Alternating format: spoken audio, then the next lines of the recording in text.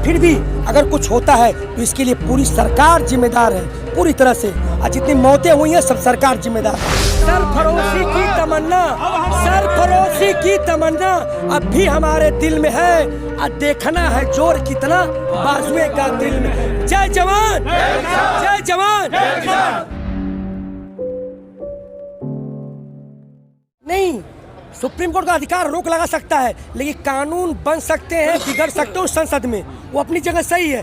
अब सरकार को चेत लेना चाहिए कि कौन ऊपर है, विधायिका, कार्यपालिका या न्यायपालिका। आज जवान भी खड़ा है कार्यपालिका, और न्यायपालिका ने अपना संदेश सुना दिया है।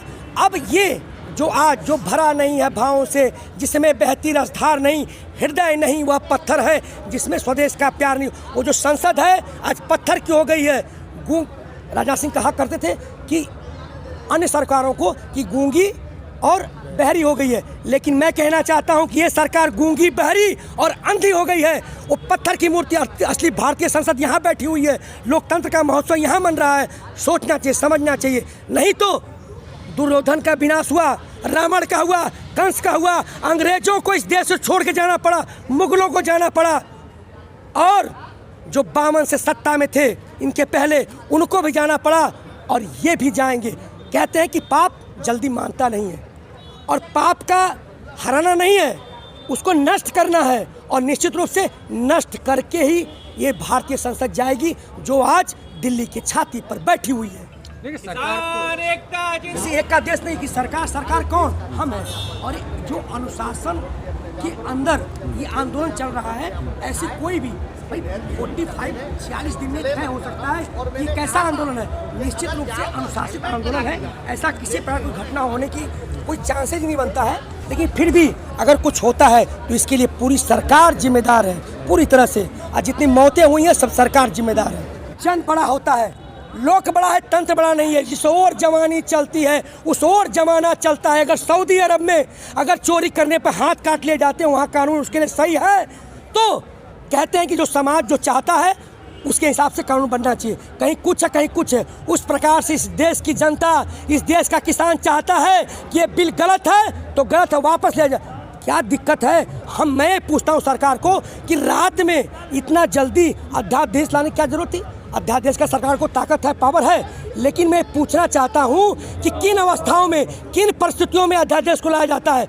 अरे भाई, किसानों से पूछते, संबंधित विभागों से पूछते, वरिष्ठ जो हमारे देश के बुद्धिजीवी उनसे पूछते, कृषि वैज्ञानिकों से पूछते, संसद में बहस कराते, प्रश्नकाल कराते, आप जो है उसके बाद दोनों सदनों में पास कराते। ये सुंदर स्वच्छ लोकतंत्र है। आपने लोकतंत्र की हत्या कर दी। किस आधार पर हम मान लें? आप रात को सो के उठते, सुबह कहते मान लीजिए। कब तक संकीपन का दौर? ये जो देश भुगतेगा, हर चीज़ आपकी मान लेगा रात में। ये किसानों की बात है, कृषि प्रधान देश है ये। 70% जनता यहाँ निवास करती है और उनकी बात सुनी जाएगी। कहते हैं कि लहरों से डरकर नौका पार नहीं होती, और कोशिश करने वालों की हार नहीं होती। हमने 71 जीता, 74 जीता, हमने करगिल जीती, और ये भी जीत के दिखाएंगे। जय जवान, जय किसान, जय जवान, जय किसान। तो सुप्रीम कोर्ट ने चिंता जाहिर की है कि यहाँ के दंगे और फसाद ना पैदा हो जाए। बिल्कुल, उसका फर्ज बनता है चिंता जाहिर करना। चिंता करेगा, वो हमारा सुप्रीम है, न्यायपालिका है, मैं उसका आभार प्रकट करता हूँ। लेकिन ये चिंता की आवाज़ सरकार को सुननी चाहिए। वो जल्द से जल्द इस बिल को कैंसिल करें, हम लोग खुशी खुशी घर जाएं, फिर सबसे पूछें, संबंधित विभागों सबसे चर्चा करें, सबको समझाएं, फिर बिल लेके आए। नहीं तो एक और सजेशन है मेरा, 2 साल के लिए इस बिल को थैले में डाल दे, रद्द कर दे, फिर अपने मैनिफेस्टो में शामिल करें। 2024 का चुनाव लड़े और चुनाव के आधार पर जीतती है तो हमें स्वीकार्य है। ये चिंता सरकार करना चाहिए, जो आज पत्थर की सरकार बन चुकी है। अगर ये सरकार ये कहती है हम 2 साल के लिए रद्द कर रहे हैं, तब वापस एकदम वापस अपने मैनिफेस्टो में लाए।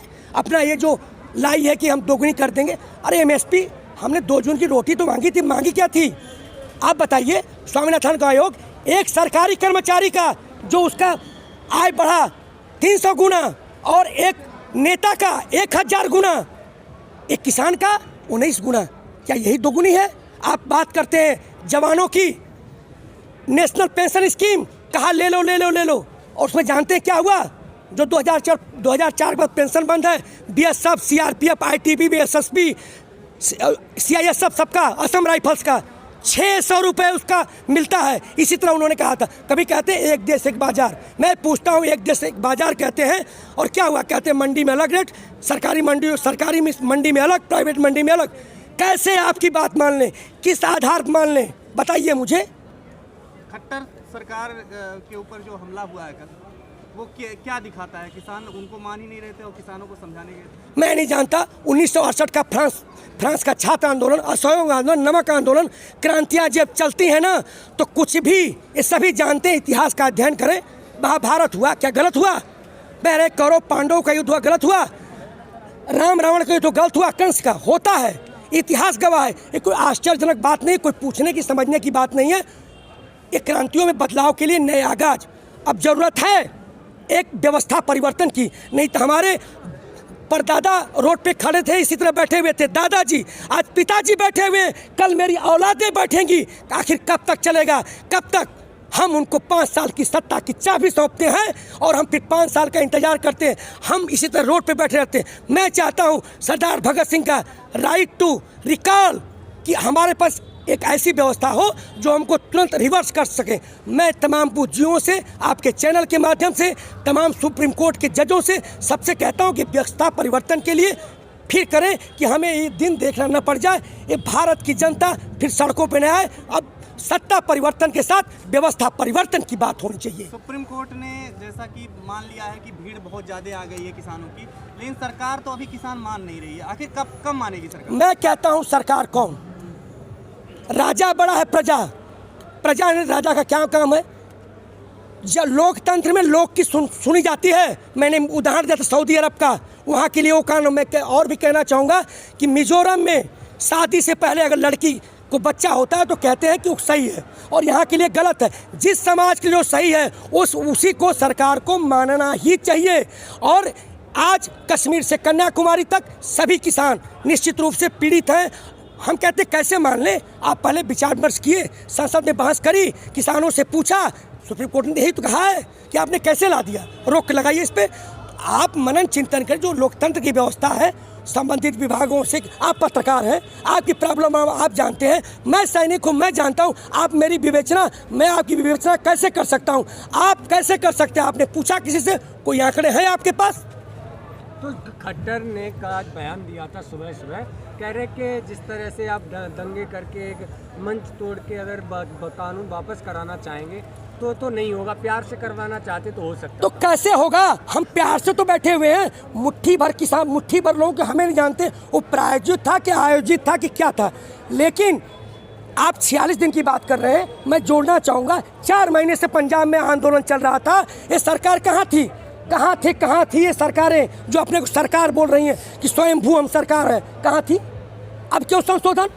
अब क्यों प्यार की बात हो रही है? 4 महीने पहले पंजाब में रोका जा सकता था, अब 46 दिन को याद आ रहा है। कैसे प्यार की बात? बताएं, वो खुद बताएं, कौन सी प्यार की बात बताएं। हम हाथ जोड़ें, लेट जाएं, कैनन छोड़ो हम पे, पानी की बौछारें, हम लेट जाते हैं। बताइए क्या प्यार चाहिए? बताइए मुझे। जो आपने प्रश्न पूछा था कि सुप्रीम कोर्ट ने रोक की बात किया है, तो सुप्रीम कोर्ट का यह अच्छा संकेत है। सुप्रीम कोर्ट के पास रोक का ही पावर है। इसको किसी भी बिल को खारिज जहां से लागू होता है वहीं से किया जाता है, सुप्रीम कोर्ट नहीं कर सकता। तो सुप्रीम कोर्ट ने एक अच्छा संकेत दिया है, सरकार को एक चेतावनी दिया है कि ये किसान जो बैठे हुए हैं ना, अपने हक के लिए बैठे हुए हैं और जायज़ बैठे हैं। अभी भी आप संभल जाओ और जो है कि मान लो बात को, लेकिन अभी भी ये अंधा है तो इसका परिणाम तो आएगा ही आएगा। दूसरा बात आपने बोला कि खट्टर के ऊपर हुआ, ये बहुरूपिया है। ये क्या है? ये सरकार बहुरूपिया है। इन्होंने, ये कोई नई बात नहीं है, ये कोई ज़रूरी नहीं है कि किसान ने हमला किया है। ये अपना रूप बदलते रहते हैं समय समय पर दिखाने के लिए, जनता को दिखाने के लिए, देश को दिखाने के लिए, कि कोर्ट को दिखाने के लिए कि किसानों ने किया है। ये इन्हीं का काम है। मैं सीधे शब्द में बोल रहा हूँ, ये जो काम करने वाले हैं ओरिजिनल किसान नहीं है, ये इन्हीं के काम है। इसलिए ये सारे जो है ना, ये खेल खेल रहे हैं। अब मैं आपको बता रहा हूँ, ये खेल अब जो है कि समाप्त होने वाला है, क्योंकि खेल की कोई भी लिमिट होती है, ये खेल समाप्त हो जाएगा और ये हार बिल्कुल नहीं मानेंगे। मैं आपको बता रहा हूँ कि हार नहीं मानेंगे, क्योंकि ये जो समय चल रहा है ना, ये समय क्या है, पाप, अत्याचार, भ्रष्टाचार अंतिम सीमा पर चल रहा है। तो इसका जो है कि नाश होना है अभी, और इस नाश को अगर ये हार मान लेते हैं तो अभी बने रहेंगे, पाप तो बने रहेगा ना, भ्रष्टाचार बना रहेगा, लेकिन इसको नष्ट करने के लिए हार मान जाएंगे तो नष्ट नहीं होगा, इसलिए इनका नष्ट होगा और दोबारा ये कोई भी भ्रष्टाचारी है वो नहीं आएंगे अभी। हाँ, जिस तरह से एक सवाल सामने आ रहा है कि कोई भी व्यक्ति अगर सरकार पर, मोदी गवर्नमेंट पर टिप्पणी करता है तो उसे जॉब से निकाल दिया जाता है, तो क्या चल रहा है कि सरकार पर कोई सवाल नहीं कर सकता? बिल्कुल सवाल कर सकता है, सवाल किया है, अंग्रेजों ने जाना है, मुगलों ने जाना है और पूर्ववर्ती सरकारों ने जाना है, और ये भी जान जाएगी कुछ ही दिनों में। तो कर सकता है, क्यों नहीं कर सकता अपने हक की बात। मैं कहता हूँ इस आंदोलन को जब गलत सुप्रीम कोर्ट नहीं ठहरा रहा है तो ये क्यों गलत कह सकते हैं, क्यों इस पर एक्शन ले रहे हैं। अगर रचनात्मक, सृजनात्मक, कोई भी सकारात्मक कार्य है तो उसमें कोई भी बात कह सकता है और रह सकता है, और राष्ट्र हित के लिए मजबूती प्रदान करता है। तो फिर ये तानाशाही है, ये डराने की बात है। अब जनता घरों से निकल के रोड पे आ गई है, अब हमारी संसद रोड है और हम बताएंगे कि सही क्या है और क्या गलत है। आप कितने % सफलता मानते हैं आज की सुप्रीम कोर्ट के बयान से? 60% से ज़्यादा सफलता हमारे को मिल चुकी है, और आज सुप्रीम कोर्ट के बयान के पहले भी हम 50% से ज़्यादा सफलता मान रहे थे। उस वक्त हम मान रहे थे क्योंकि पूरी देश, पूरी जनता, पूरी आवाम एकजुट हो चुकी है। कहीं हमारे अंदर हिंदू, मुस्लिम, सिख, ईसाई का भाव नहीं रह गया था, सब एकजुट होते थे। और आज इसके बयान आ जाने, सुप्रीम कोर्ट का जो सरकार के प्रति फटकार आने से, तो 100% मान के चलिए कि हम 60 से ऊपर हम जीत चुके हैं। ये पूछ बचा है, वो भी हो जाएगा। सुप्रीम कोर्ट ने जो कहा है कि आप नहीं रोक लगाएंगे तो हमें रोक लगाना पड़ेगा। हाँ बिल्कुल। रोक लग जाता है तो क्या किसानों की ये जीत है? नहीं, सुनिए, रोक लग जाने से नहीं, हम बिल्कुल इसको ख़त्म करना चाहिए। सुप्रीम कोर्ट का कहने का मतलब है ना कि मैं आपको पहले ही बता दिया था कि उसका पावर सिर्फ रोक लगाने का ही है, खारिज करने का नहीं।